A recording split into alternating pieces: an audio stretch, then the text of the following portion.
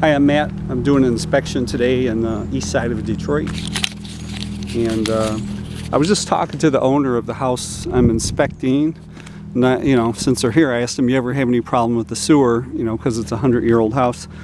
And she was honest. She said, yeah, the city came through and replaced a lot of the sewer lines, I guess at the tap. I don't know, I haven't been in there yet. But in front of every house, she's correct, because in front of every house, you see one of these squares cut out in the asphalt.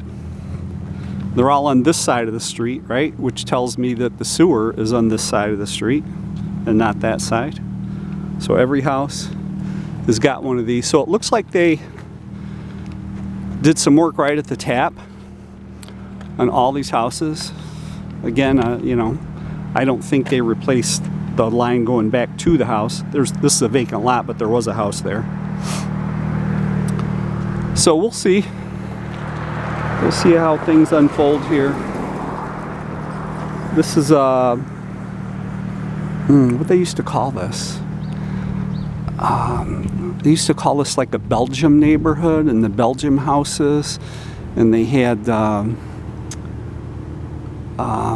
Belgian people primarily lived here, and they used to race pigeons, and a lot of people would have like a pigeon coop in their garage or on the roof of their garage.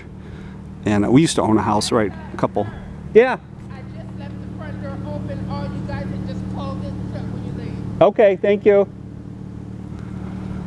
So Belgian people would have Caju Cafes right over there too, where they have feather bowling. It's a Belgium sport. So Caju's over that way.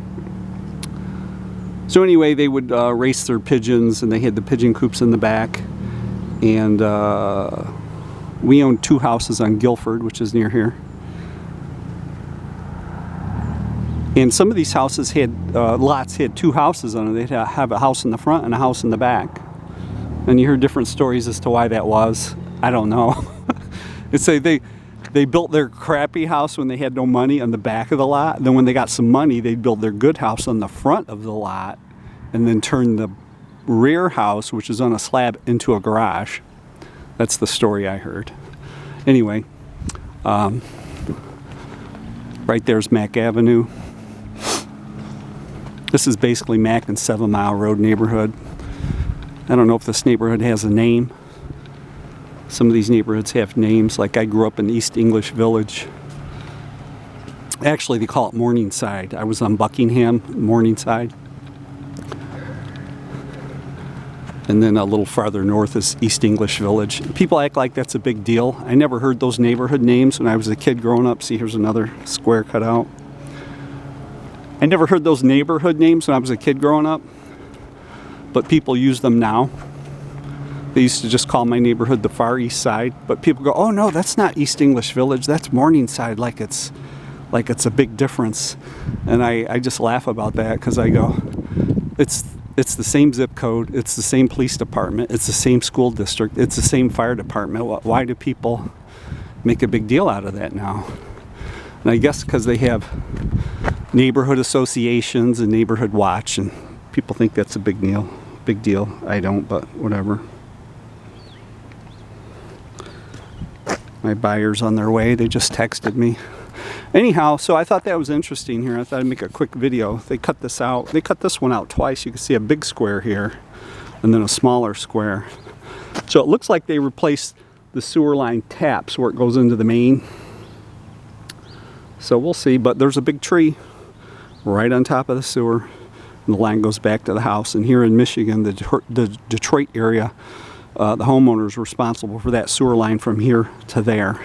Okay, and it's not like that in every state. I was talking to a guy at a home inspectors conference one time, and I was telling him, oh, you should get a sewer camera, start doing sewer scopes. And he was confused. He's like, what are you talking about? And as the conversation unfolded, he said, we're not responsible for the sewer line up to the tap. The city is. So it's probably my buyer. This is Matt. Hi. No, I'm outside looking around. She just left. Yeah. Yeah, she left the door unlocked, but I'm gonna wait for you.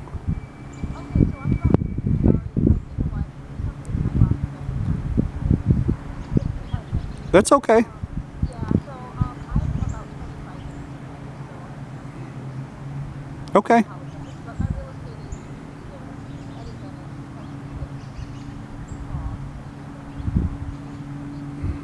Bennett, Okay. All right, I'll do the outside. Wait for her to. Wait. For, okay. Bye.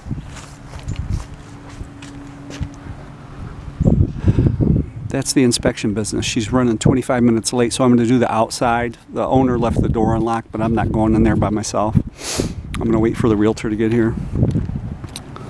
Anyway, this is asbestos siding, we call it here. I don't know that for sure because you got to test it. But this is great siding, by the way. I've owned a few houses with asbestos siding, and it's really good stuff. But anyway, this is a sewer video, so I'm going to end this now. Oh. Maybe not. I thought I saw another hole where they were digging, but maybe not. There's a deep recess right here, but it's huge. It might have been a garden. Doesn't look like a sewer repair. Anyway, that's it.